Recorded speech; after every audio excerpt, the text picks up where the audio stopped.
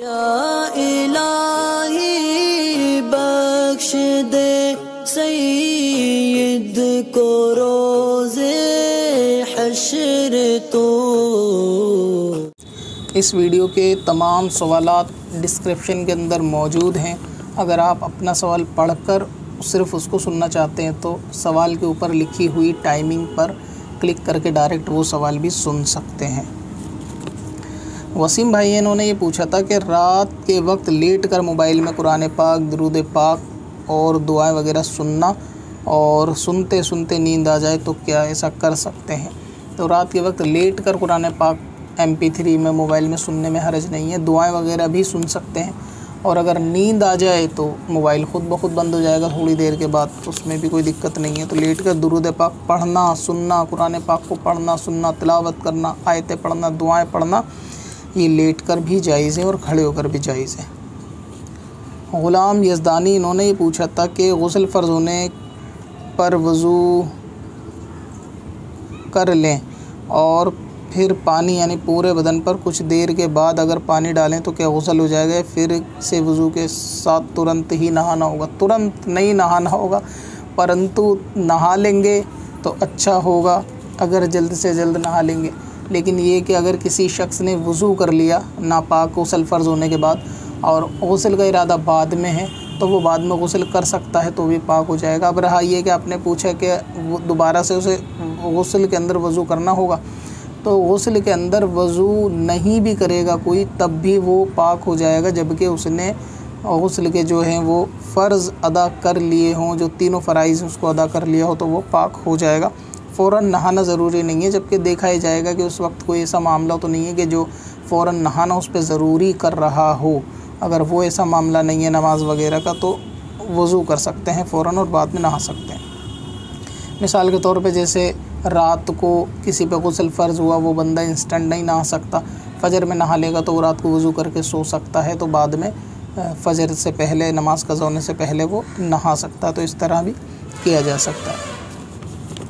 शाकिर भाई हैं, इनका सवाल ये था कि एक ही माँ से पैदा हुए दो बच्चे, जैसे एक बिल्ली के दो बच्चे हैं और दोनों बच्चे, एक मेल है और एक फ़ीमेल है, तो क्या इन दोनों बच्चों की आपस में मीटिंग कराई जा सकती है या नहीं? ये आपस में मेट करेंगे तो क्या इसमें कोई शरई हर्ज है या नहीं? तो जानवरों में इस तरह से कि एक ही माँ के दो बच्चे, उनका आपस में मेटिंग कराना वगैरह, इसमें शरई हर्ज नहीं है, जबकि ये फ़ोर्सफुली नहीं होना चाहिए। यानी ऐसा हो कि दोनों एक दरबे, एक पिंजरे या एक ही उसमें रहते हों और वो ख़ुद अपनी मर्ज़ी से ऐसा करें तो इसमें कोई हर्ज नहीं। फ़ोर्सफुली जानवर पे, किसी भी जानवर पे इस तरीके का मामला नहीं होना चाहिए।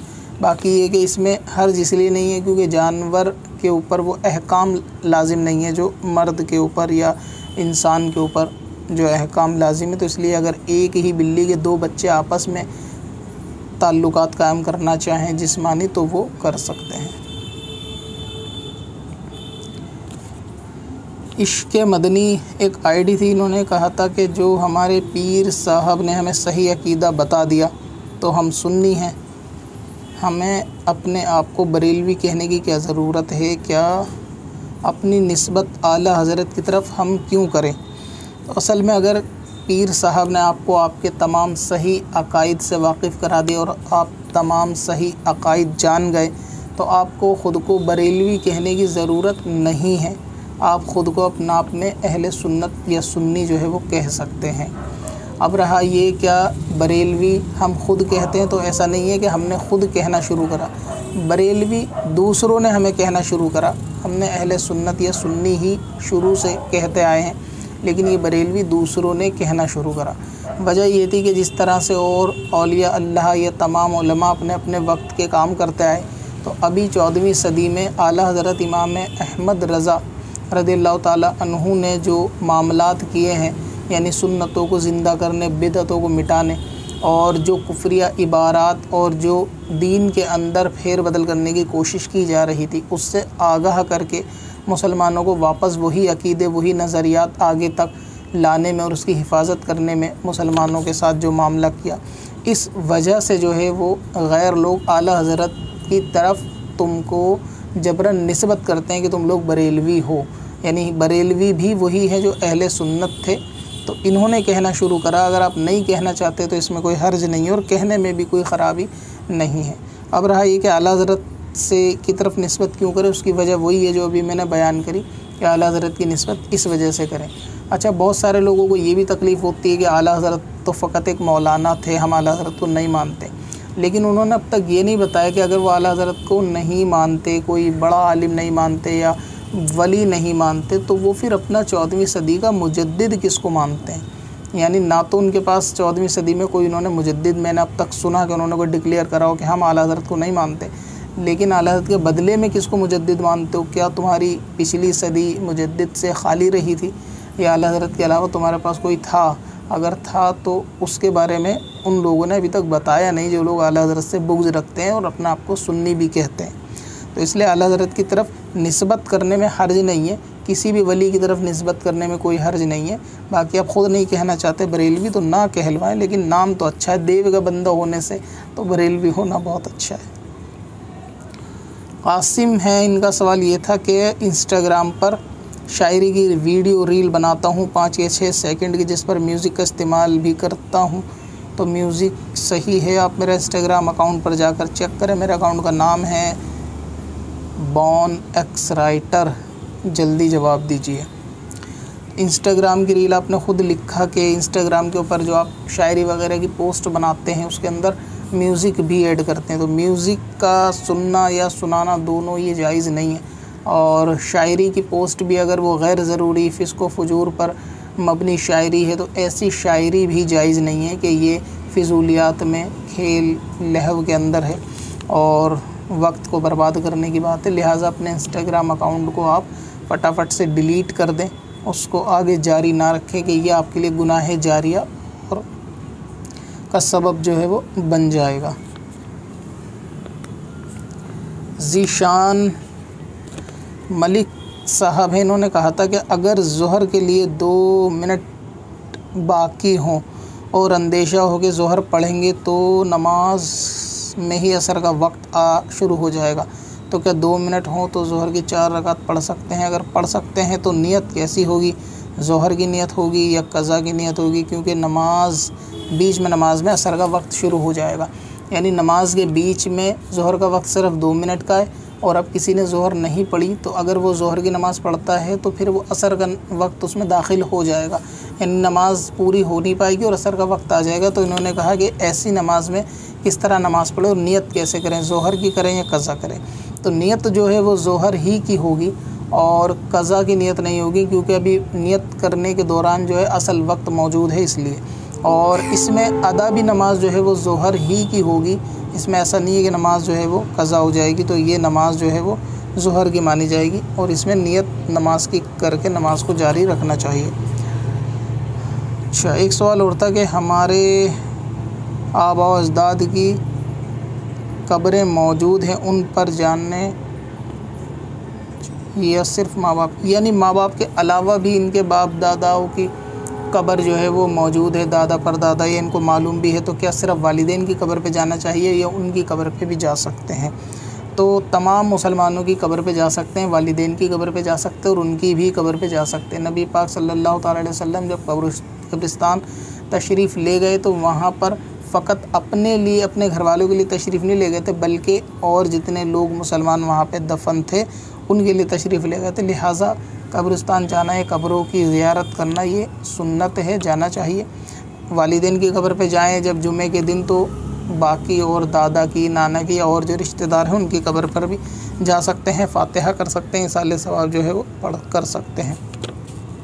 शाइस्ता बानो है, इन्होंने ये पूछा था कि अगर कोई फ़कीर दरगाह पर फ़ातिहा लगाने के लिए खाना लाते हैं तो किसी मोमिन को फ़ातिहा लगाने को बोलते हैं तो क्या फ़ातिहा लगा सकते हैं? फ़ातिहा अगर किसी को इसाले सवाब तो वैसे सबको करना आना चाहिए, नमाज की सूरतें ही पढ़कर इसाले सवाब हो सकता है। तो अगर कोई भी शख्स दरगाह पे किसी भी आम इंसान को बोले कि भाई आप फ़ातिहा लगा दो, तो उसको फ़ातिहा लगाना जायज़ है। उससे पूछ ले कि किसके नाम का इसाले सवाब करवा रहे हैं, साहिब मज़ार का या अपने घर ख़ानदान में किसी का, तो कोई भी शख्स फ़ातिहा लगा सकता है। ऐसा ज़रूरी नहीं है कि आप दरगाह की हाज़िरी के लिए जाएँ तो फ़ातिहा का खाना वहाँ के मुजाविरों को दें या वहाँ बैठे हुए किसी हजरात को ही दें कि वही फातिहा लगाएं, ऐसा ज़रूरी नहीं है।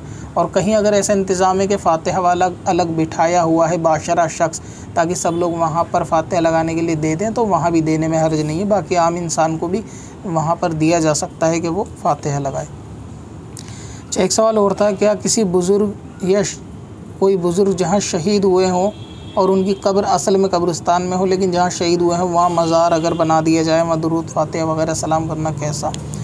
तो ऐसा मज़ार बनाना कि जहाँ पर कोई पर्सनैलिटी मौजूद नहीं है, तो ये मज़ार बनाना जायज़ नहीं है, बल्कि ये बिदअत है और नए लोगों को ये मालूम भी नहीं चलेगा कि ये मज़ार नहीं है।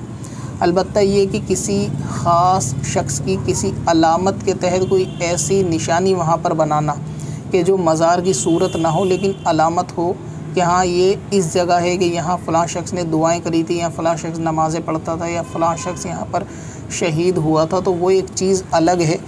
निशानी को बाकी रखने के लिए, अल्लाह ताला के बंदों की ख़ास निशानी को बाकी रखने के लिए कोई ऐसी अलामत वहाँ बनाई जा सकती है, लेकिन उसको मज़ार की शक्ल नहीं दी जा सकती कि वो देखने में मज़ार लगे, तो इससे जो है वो लोगों में धोखा पैदा होगा।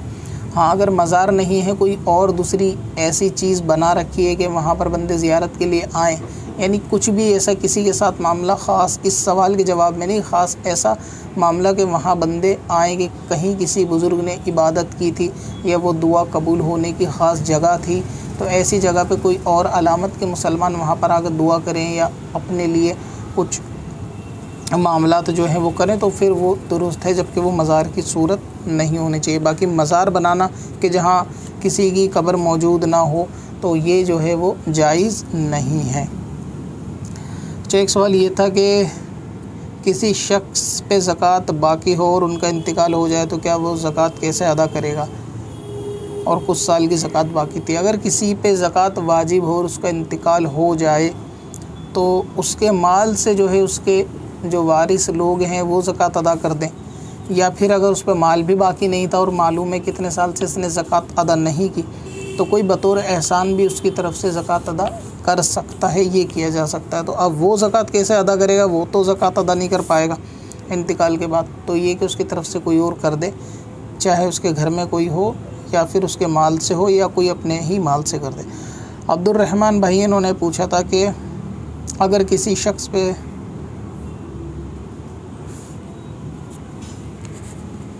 ये सवाल अब्दुर्रहमान भाई का ही था और नूर इस्लाम है, इनका सवाल ये था कि बिस्तर पर चूहा गिर जाए तो क्या बिस्तर नापाक हो जाएगा या नहीं, और बदन पर गिर जाए तो क्या हम नापाक हो जाएंगे या नहीं।